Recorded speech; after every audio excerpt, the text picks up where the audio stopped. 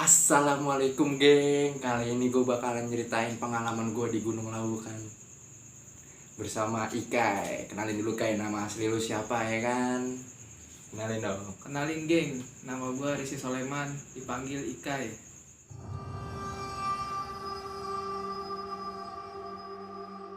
Langsung aja Kai, ceritain Kai pengalaman kita di Gunung Lawu Kai.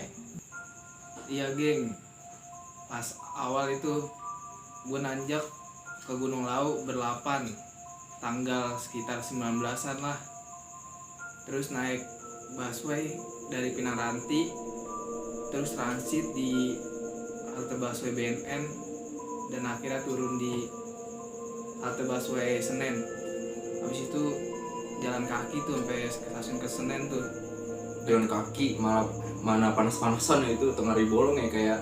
Iya kacau, itu panas parah. Kacau dah panasnya pokoknya dah. Habis nyampe stasiun Senen tuh break bentar, makan kan isi perut, soalnya sebelumnya kita pada belum pada makan. Habis itu ada hal lucu geng, temen gue pas pengen berangkat kereta dateng Ngakak itu gue geng, kacau. itu pas dia ngangkat keril atasnya ada pelang toilet geng, dan pelang toilet itu copot. Dia panik banget, sumpah panik banget, pada ngeliatin aja. Itu gue di situ nahan apa tensin kayak gue malu banget sumpah, orang pada ngeliatin ya kan. Nahan malu parah itu, sama nahan panik kan, ngeri ya.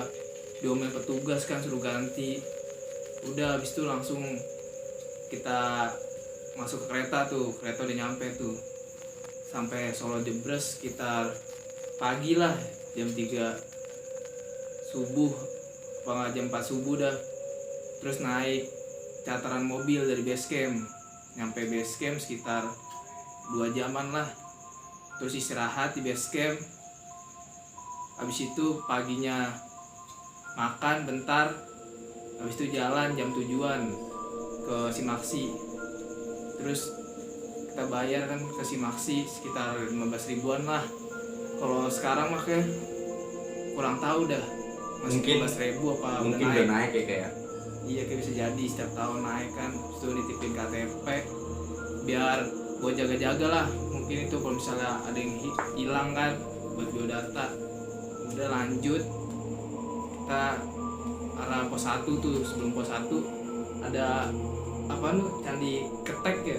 Sebelum pos 1 itu ada Candi Ketek. Itu Ketek itu bahasa Jawa ya, bahasa Jawa yang disebut Candi Kerak. Di situ gua ngalamin mistis juga di situ.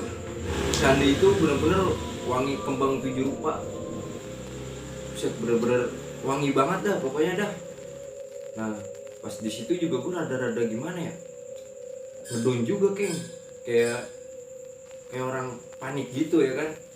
Nah, akhirnya gue bismillah ya kan, gue yakin ya kan bahwa Allah ada, dan gue lanjut jalan lagi tuh kayak ke pos 1 ya kayak.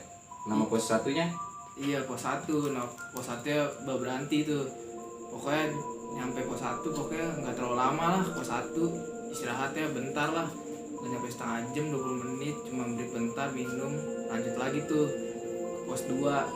Pos 2 lumayan jauh lah jaraknya, namanya pos Brakseng. Nama perjalanan dari pos 1 ke pos 2 tuh alhamdulillah tuh gue nggak ngerasain hal mistis apa-apaan tuh. Pas nyampe pos 2, oh iya tuh katanya ada mitos yang pohon gede banget. Dan gue nih yang tahu dia kayak mitos pohon itulah, pohon yang gede itu. wah Gimana? geng, pokoknya itu pohon bener-bener keramat banget geng. Gue baru banget datang aja ya, itu gue udah ngeliat geng, datang doang geng. Pas gue lewat itu, pas gue tegesin itu pohon ya, emang pohonnya emang buset serem banget tuh pokoknya. Keramat itu, gue yakin pohon keramat itu. Nah, mitosnya ini geng, katanya kalau menurut orang situ itu pohon nggak boleh geng disenderin. Dan gue nggak tahu tuh kalau misalkan disenderin gimana akibatnya ya kan. Asal mau tahu juga, itu pohon juga dilapisin pakai kain hijau geng. Gue nggak tahu itu biar apa dikasih kain hijau ya kan. Di setiap pos juga, dari pos 1 sampai pos 5 itu dipenuhin sesajen guys.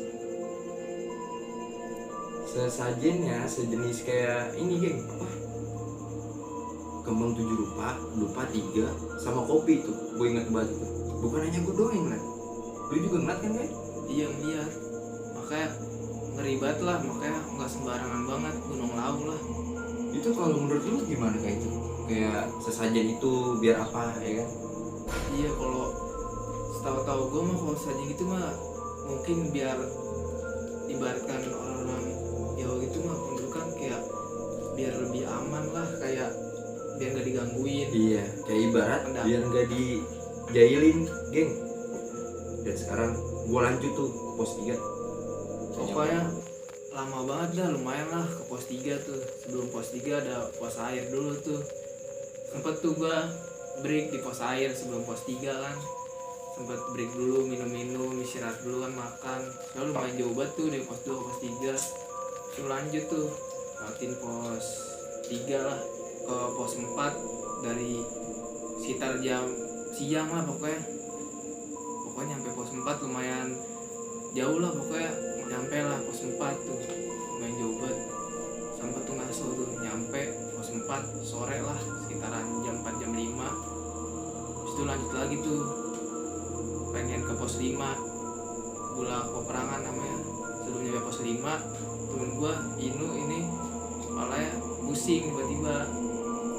Nah, di situ gue udah mulai ngerasa lemes banget.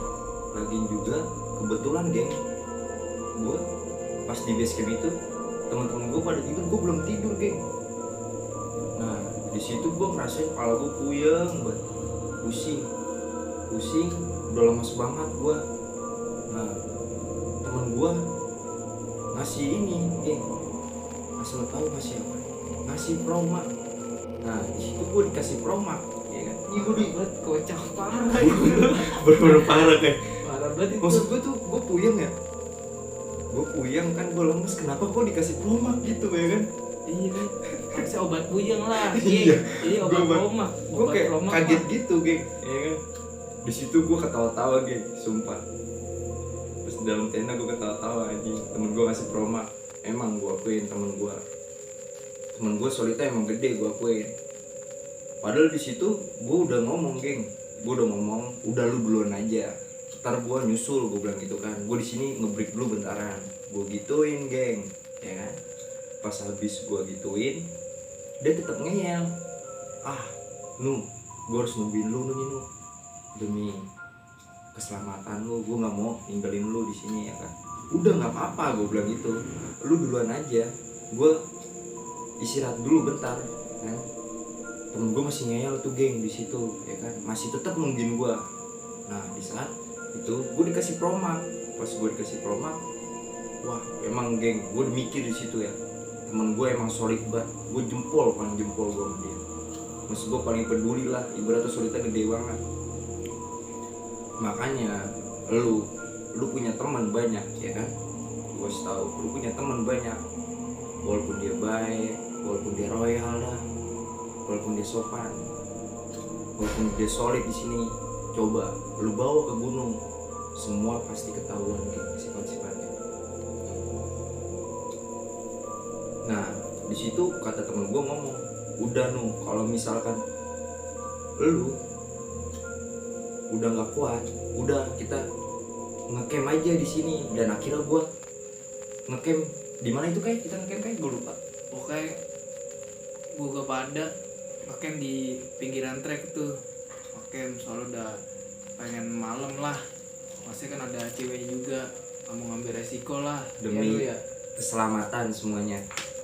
Iya, pokoknya kita berangkat bareng, pulang harus bareng lagi. Itu Nah, nomor satu. di situ kita ngecamp ya, kayak Iya, ngecamp di pinggir jalur. pinggir Nah, jalur. di situ gua makan tidur. Gue habis makan tuh, seingat gue lu waktu itu ceritain lu ya, pas di situ yang kita ngecamp di pinggiran trek, waktu lu cerita ada hal mistis ya nih yang lu alamin. Bener kayak itu, gua bener-bener di situ bener-bener gua kaget banget, kayak bener-bener gimana ya, kayak kacau dah pokoknya dah. lu tuh di situ pada tidur semuanya. Gue di dalam tenda, mana gue paling pojok ya kan, di situ. Nah, gue tidur ayam tuh, kayak lu kan udah pada ngorok itu, ingat banget gue ya kan. Pas lu udah pada tidur di situ ya kan, gue denger di tenda kita itu kayak ada yang jalan, kayak gue nggak tahu kayak itu sosok apaan ya kan. Nah, masih gue dengerin dia bolak-balik kayak muter-muter di tenda kita. Pas dia muterin ke depan tenda gua, itu tenda kawan gua yang satu kayak kepala jatuh. Gua nggak tahu itu apaan, kayak pokoknya kayak buah jatuh lah, ibaratnya kayak buah durian jatuh gitu, gimana sih ya kan. Nah, pas abis suara itu jatuh, tiba-tiba gua dingaungin macam, bener-bener kacau. Gue di situ bener-bener gue panik ya kan. Akhirnya gue nutupin pakai SB, gue nyebut nama Allah berkali-kali. Itu gue bener-bener gue merinding sampai ujung jempol kaki gue. Gue di situ bener-bener gue kayak gemeteran kayak orang kedinginan, geng. Gue nyebut nama Allah di situ 3 kali. Pas habis itu gue tidur itu, gue tiba-tiba udah pagi aja. Pas pagi gue makan, habis makan gue packing ulang. Pas habis packing ulang itu kita lanjut kemana kayak? Langsung tuh lanjut tuh pas pagi makan isi perut kan biar nggak lemas. Kira lagi packingnya bersihin ini habis makan kan, bisa ngelipet tenda, terus lanjut ke pos 5 bola peperangan. Start pagi kan itu habis camp di pinggir trek, habis itu baru jalan ke arah pos 5 bola peperangan. Lumayan jauh lah, sekitar setengah jam lewat. Sebelum bola peperangan nyampe savana kita foto dulu ya. Sempat foto-foto juga di situ. Kita lanjut lewatin bola peperangan. Bola peperangan itu mitosnya katanya tempat perangnya ini Prabu Brawijaya. Katanya kalau banyak kan yang camp di situ kan kalau malam-malam denger orang-orang perang, katanya situ mitosnya bola peperangan, tempat perang Brawijaya. Habis lewatin bola peperangan nyampe lah Gubak Menjangan. Akhirnya ngecamp tuh di Gubak Menjangan. Nah, pas di Gubak Menjangan kita makan dulu itu ya. Pokoknya di Gubak Menjangan diriin tenda, istirahat dan rapi-rapi. Habis itu akhirnya habis makan kan tidur. Temen gue ngeliat kan tuh pas gue tidur tuh, temen gue kayak gak bisa tidur. Dia ngeliat kayak ada sosok di belakang tenda, kayak sapam tebek kan berdiri tinggi banget. Wah, kacau sih itu. Itu sosok apaan ya kayak? Kurang tahu dan itu mah sosok apaan ya, serem banget dah. Temen gue kacau. Mungkin Gundurwo kali ya. Soalnya tebek parah katanya. Tinggi banget kan itu. Ngeri juga berarti ya. Iya, kacau deh pokoknya. Ini kan posisi di situ kan juga gue pas itu satu tenda juga kan kita. Iya, tenda. Itu gue posisi itu gue lagi tidur itu, kayak gue udah tidur. Iya, pokoknya gue malu kayak tidur. Temen gue tuh yang ngeliat, gue kacau dah, belum tahu dah, mistisnya emang kacau. Nah, gue denger juga temen gue tuh, geng, beda tenda, geng. Jadi dia ngeliat di dalam tenda, geng, ngeliat mata macan, geng, warna merah. Itu bener-bener gede banget, sumpah. Dia bener-bener ketakutan di situ dan dia langsung dipaksain tidur tuh. Pas abis itu gua lanjut lagi ke Pasar Dieng. Pasar Dieng itu mitosnya apa kayak? Mistis juga tuh dia tuh Pasar Dieng tuh. Iya, Pasar Dieng tuh pokoknya pas udah pagi nih, ini kan siap-siap kan mau muncak, lewatin Pasar Dieng dulu tuh. Pokoknya Pasar Dieng mitosnya pasar setan lah, pokoknya kepercayaan orang situ. Emang bener, ini emang benar ada pasar setan. Kalau ada yang bisa ngeliat mah pasti ada yang jualan lah itu. Pokoknya aneh juga, geng, ada batu-batu tumpuan gitu. Kata orang penduduk yang di bawah Gunung Lau mah katanya jangan dipindah-pindahin, jangan dihancurin, pokoknya kayak tumpuk-tumpukan gitu dah, batu sampai tinggi banget ya lu ya. Iya bener Pe. Serem parah dah pokoknya. Gue juga sempet ngeliat juga aneh juga gitu, maksud gue pas gue lihat ada tumpukan batu gitu ya kan, pengen gue asalkan ngeliat segen, gue pengen pegangnya segen geng, kacau dah pokoknya dah. Dari Pasar Dieng tuh lanjut ke Boyem, paling tertinggi di Indonesia disebutnya daerah situ Boyem Argo Dalam. Sempet tuh di Boyem, di warung itu kita break lah istirahat, makan pecel yang Boyem itu yang enak banget lah. Pokoknya pecel itu, pokoknya pendaki pada tahu lah, pokoknya warung tertinggi di Indonesia Boyem Gunung Lau. Oh, Buat lu harus nyobain pecel Boyem, pokoknya enak banget dah, kacau ya gitu ya, kacau pokoknya. bikin lagi pokoknya mantap lah, lau bikin kangen geng, gokil. Pokoknya pecelnya murah meriah dah, rasa bintang 5, harga ngerakyat, kacau. Apalagi tehnya tuh teh Jawa, nikmat banget dah. Pokoknya lu geng harus nyobain dah ke Gunung Lawu, gak bakal nyesel. Di sana juga geng, di warung Boyem itu ada monyet geng, monyet itu bener-bener galak, sampai buff temen gue diambil, kayak kacau monyetnya, mantap, monyetnya ganteng parah dah, caw. Di situ juga ada petilasan juga ya kayak. Pokoknya kata orang situ katanya petilasan itu. Petilasan, namanya petilasan siapa? Kayak petilasan kayak orang habis kayak bersemedi gitu, betapa. Mungkin petilasan Prabu Brawijaya kayak mah. Prabu. Nah terus kita lanjut tuh ya kayak kita Lanjut makan tuh. dulu ya. Habis makan kan udah kenyang, lanjut tuh puncak Argo Hmm. Dumilah tuh. Oke, akhirnya lanjut tuh geng tuh, kita dari Boyem sekitar siangan lah. Oke, habis dari Boyem kan habis makan kenyang, lanjut ke puncak Argo Dumilah, puncak Lawu yang gue pada tungguin lah. Akhirnya tuh pada semangat kayak mencapai puncaknya lah, Argo Dumilah. Akhirnya nyampe puncaknya, wah kacau banget sih geng. Itu juga jalurnya katanya digeber parah ya kayak. Iya, jalurnya Itu bener-bener kacau geng. Lu kalau ke situ ya, itu dari warung Boyem sampai puncak itu angka 1 geng. Itu bener-bener digeber parah lu di situ. Kacau sih ya, satu parah. Pengen arah puncak itu ladangnya Edelweiss di situ kacau pokoknya. Oh, puncak Argo Dumilah dah bikin lutut ngilu dah. Tapi pas di atas geng, pas di puncaknya kebayar parah. Capek lu dah pokoknya. Pokoknya lo harus nyoba dah. Harus Yang nyoba belum ya pernah ke laut. pokoknya. Lawu itu bikin rindu sumpah. Cerita gua sampai di sini aja.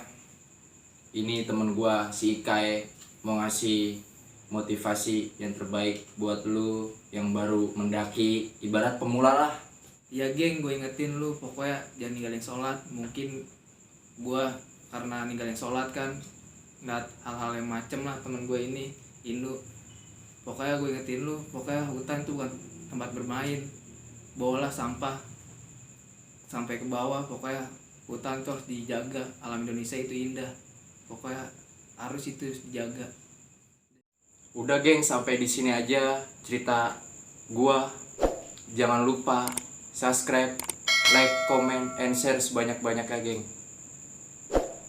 Gue banyak terima kasih buat para penonton gua. Udah sampai di sini aja video gua. Assalamualaikum warahmatullahi wabarakatuh geng.